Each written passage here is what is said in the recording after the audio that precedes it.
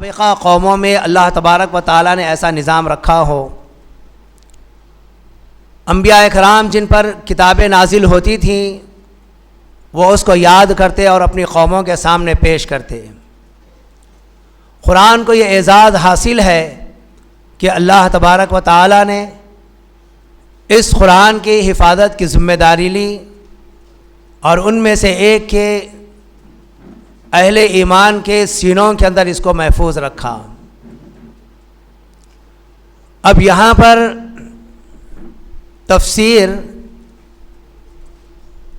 تو بہت زیادہ موجود ہے، لیکن ایسی تفسیروں کی بڑی اہمیت ہے۔ اہل عرب کا یہ طریقہ ہے کہ تفسیر قرآن کریم کی مجمل آیتوں کی تفسیر مفصل آیتوں کے ذریعے سے کی جاتی ہے، یا قرآن کریم کی تفسیر احادیث رسول صلی اللہ علیہ وسلم سے، یا پھر آثار صحابہ سے، یا پھر عربی لغت سے۔ اس کے علاوہ یہ اہل عرب کا طریقہ رہا ہے اور یہ تفسیریں اسی انداز کی ہوتی ہیں جو بہت ہی زیادہ معتبر مانی جاتی ہیں اور فہم کے لحاظ سے بھی بڑی آسان ہوتی ہیں۔ معزز حاضرین، قرآن کریم پر ایک عرصہ دراز سے کام ہو رہا ہے۔ نبی صلی اللہ علیہ وسلم کے دور سے لے کر آج تک قرآن کریم کی تفسیریں لکھی جا رہی ہیں اور لوگ اس سے مستفید ہو رہے ہیں۔ یقینی معنوں میں نبی صلی اللہ علیہ وسلم نے قرآن کریم کی خدمت کرنے والوں کے تعلق سے بھی بیان کر دیا، قرآن کے پڑھنے والوں کی فضیلت بھی بیان کر دی، قرآن کو یاد کرنے والوں کی بھی فضیلت بیان کر دی۔ اور دیکھیے الحمدللہ یہ کام عرصہ دراز سے جاری ہے اور انشاءاللہ تا قیامت جاری رہے گا۔ جب کبھی قرآن کریم کے اندر توہین کی کوشش کی گئی، ایسے وقت میں اللہ تبارک و تعالیٰ نے بہت سارے لوگوں کو اکٹھا کر دیا۔ وہ حقیقت جاننے کے لیے قرآن کریم کا مطالعہ کرنے لگے، قرآن کریم کی آیات سے متاثر ہوئے اور قرآن کریم کے ایمان لے آئے۔ اس کے برعکس جو لوگ قرآن کریم کی توہین کیے، اللہ تبارک و تعالیٰ نے ان کو ایسے ہی نہیں چھوڑ دیا، ان کے لیے دنیا میں بھی عذاب رکھا اور آخرت میں بھی عذاب رکھا۔ اب ان ایام میں ہم مسلمانوں کے دلوں کو بڑی تکلیف پہنچی، بڑی اذیت پہنچی کہ ہمارے اس ملک کے رہنے والا ملعون وسیم رضوی نے قرآن کریم کی 26 آیتوں کے تعلق سے انتہائی واہیات کلمات ادا کیے اور قرآن کریم سے ان آیاتوں کو نکالنے کے لیے کہا۔ اب اس نے ایک کتاب بھی تیار کی اور اس بدبخت ملعون نے نبی صلی اللہ علیہ وسلم کی شان میں گستاخی بھی کی۔ میں آپ کو ایک دو باتیں بتاؤں کہ ولید بن مغیرہ جس نے نبی صلی اللہ علیہ وسلم کی شان میں گستاخی کے ساتھ قرآن کریم کی توہین کا مرتکب تھا، اللہ تبارک و تعالیٰ نے اس سے بہت زیادہ ناراض ہوا۔ سورہ مدثر کے اندر رب العالمین نے فرمایا ذرنی ومن خلقت وحیدا وجعلت له مالا ممدودا وبنین شہودا ومہدت له تمہیدا ثم یطمع ازید کلا انہ کان لآیاتنا عنیدا سأرحقہ صعودا انہ فکر وقدر فقتل کیف قدر ثم قتل کیف قدر ثم نظر ثم عبس وبصر ثم ادبر واستكبر فقال ان هذا الا سحر يؤثر ان هذا الا قول البشر سأصليه سقر وما ادراك ما سقر لا تبقي ولا تذر لواحة للبشر علیہا 19۔ یعنی اس کو اللہ تبارک و تعالیٰ نے دنیاوی جو نعمتیں دی تھیں، ان ساری نعمتوں کو پانے کے بعد جب اس نے قرآن کی حقانیت سے واقف ہوا، قوم کے سامنے جب یہ بات کہا کہ یہ قرآن کسی جادو کا کلام نہیں ہے، کسی جادوگر کا کلام نہیں ہے، یہ کسی انسان کا بنایا ہوا کلام نہیں ہے، قوم والوں نے، مختصر طور پر میں آپ کو بتا رہا ہوں، قوم والوں نے جب اس کو آڑ دلایا تو اس نے سارے قوم کے سامنے آ کر کہا فقال ان ھذا الا سحر یؤثر، یہ یقیناً یہ قرآن تو لوگوں کے دلوں پر اثر کرنے والا ایک جادو ہے، ان ھذا الا قول البشر، یہ تو صرف ایک انسان کا کلام ہے۔ اللہ تبارک و تعالیٰ نے کہا کہ اس نے ہماری آیتوں کے ساتھ سرکشی کی، ہم اس کو ان قریب سعود پہاڑ پر چڑھائیں گے۔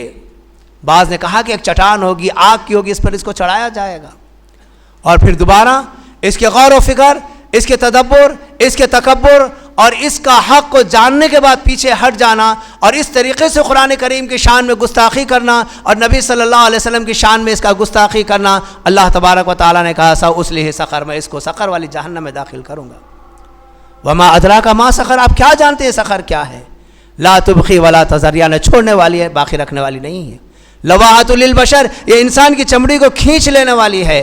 علیہا 19 19 فرشتے اس کے اوپر مقرر ہیں۔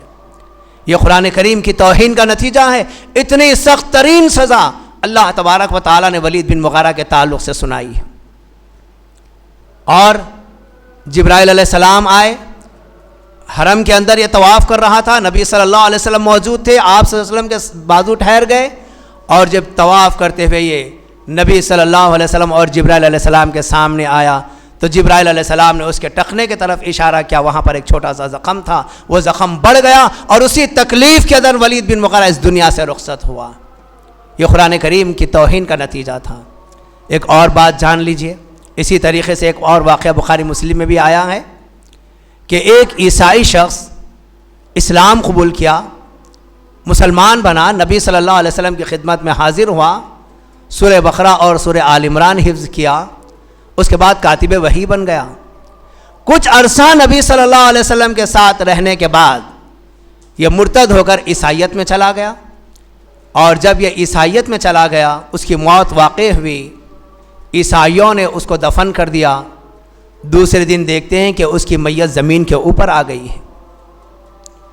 تو عیسائیوں نے کہا کہ یہ حرکت محمد اور اس کے ساتھیوں کی ہو سکتی ہے، کسی اور کی نہیں، کیونکہ اس نے عیسائیت کو قبول کیا اور پلٹ کر پھر اسلام کو قبول کیا، پلٹ کر عیسائیت میں آ گیا، یہ محمد اور اس کے ساتھیوں نے یہ حرکت کی ہوگی۔ دوسرے دن انہوں نے پہلے جیسی خبر کھودی گئی تھی اس سے زیادہ گہری خبر کھودی، اور اس کے بعد اس عیسائی کو دفن کیا۔ پھر اس کے بعد دوسرے دن دیکھتے ہیں کہ اس کی لاش اس کے اوپر زمین کے اوپر آ گئی۔ پھر انہوں نے یہی کہا کہ یہ حرکت محمد اور اس کے ساتھیوں کی ہوگی۔ تیسری جب خبر کھودی گئی، یہ اپنی استطاعت کے مطابق خبر کھودے، گویا انہوں نے گہرا گڑھا کھودا اور اس کے بعد اس عیسائی شخص کو دفن کیا۔ پھر اس کے بعد دوسرے دن دیکھتے ہیں کہ اس کی لاش زمین کے اوپر آ گئی۔ ان سب نے جان لیا کہ یہ کسی انسان کی حرکت نہیں ہے۔ ایسا شخص جس نے قرآن کی توہین کی، اللہ تبارک و تعالیٰ کے حکم سے زمین نے بھی ایسے شخص کو قبول نہیں کی۔ تو میں یہاں پر بتانے کا مقصد یہ ہے کہ بہت سارے لوگ دشمنان اسلام ایسے ہیں جو قرآن کریم کو نقصان پہنچانا چاہتے ہیں، قرآن کریم کی توہین کرتے ہیں اور قرآن کریم کے تعلق سے مغلظات بکتے ہیں۔ اللہ تبارک و تعالیٰ نے ایسے لوگوں کی سزائیں بھی بتا دی ہیں، دنیا میں بھی ان کا عبرتناک انجام ہوا اور آخرت میں ان کے لیے دردناک عذاب اللہ رب العالمین نے رکھا ہے۔ یہ کیوں ہو رہا ہے؟ لوگ دیکھ رہے ہیں کہ قرآن کریم ایک ایسی کتاب ہے جو اللہ کے نبی صلی اللہ علیہ وسلم کے قلب اطہر پر جیسے نازل ہوئی تھی، آج تک اس کے زیر و زبر کے اندر کوئی فرق نہیں آیا۔ اور قرآن کریم ایک ایسی کتاب ہے کہ دنیا کے اندر سب سے زیادہ پڑھی جانے والی ایک کتاب ہے۔ قرآن کریم ایک ایسی کتاب ہے جو سب سے زیادہ یاد کی جانے والی کتاب ہے، اور قرآن کریم ایک ایسی کتاب ہے جو سب سے زیادہ عمل کی جانے والی کتاب ہے۔ اور اس کتاب کے اوپر ابتدا سے لے کے آج تک اس پر محنت ہو رہی ہے، اور انشاءاللہ آگے بھی لوگ اس پر خدمت انجام دیتے رہیں گے۔ اور اللہ کے نبی صلی اللہ علیہ وسلم نے کہا خیرکم من تعلم القرآن وعلمہ، تم میں سب سے بہترین وہ لوگ ہیں، یہاں پر دیکھیے ساری انسانیت کے اندر سب سے بہترین لوگ وہ ہیں جو قرآن سیکھتے اور سکھاتے ہیں۔ آج جو تفسیر تیار ہوئی ہے یہ لوگوں کے سیکھنے کے لیے، لوگوں کے سمجھنے کے لیے یہ قرآن کریم کی تفسیر کو اردو میں ترجمہ کیا گیا ہے۔ سیکھنے اور سکھانے کا کام اس تفسیر کے ذریعے سے کیا جا رہا ہے، انشاءاللہ یہ رائے گا نہیں جائے گا۔ میں آپ کو ایک بات کا احساس دلانا چاہتا ہوں، آج سے کچھ عرصہ ہم پیچھے چلے جائیں، ہماری مسجدوں کے اندر نماز فجر کے بعد ہمارے گھروں سے قرآن کریم کی تلاوت کی آواز آیا کرتی تھی، آج یہ عمل مفقود ہو چکا ہے الا ماشاء اللہ۔ آج ہم نماز فجر ہی کے لیے نہیں اٹھتے تو قرآن کریم کی کیا تلاوت کریں گے؟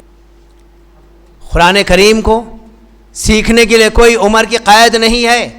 اگر اس عمر میں بھی آپ قرآن کریم سیکھنا چاہتے ہیں، اس کے انتظامات کیے گئے ہیں، آپ قرآن کریم کو سیکھیے، پڑھیے۔ اس سے سب سے پہلے آپ کا دل صاف ہوگا، آپ کے دل کا تزکیہ ہوگا، اس قرآن کریم کے ذریعے سے آپ کی زندگی کے اندر تغیر آئے گا۔ عمر بن خطاب رضی اللہ تعالیٰ عنہ قرآن کریم کی چند آیتیں سنے، ان کی زندگی میں تبدیلی آ گئی۔ حضرت عثمان بن معذون رضی اللہ تعالیٰ عنہ قرآن کریم کی آیت سنتے ہیں، ان اللہ یامر بالعدل والاحسان وایتاء ذی القربى وینہی عن الفحشاء والمنکر۔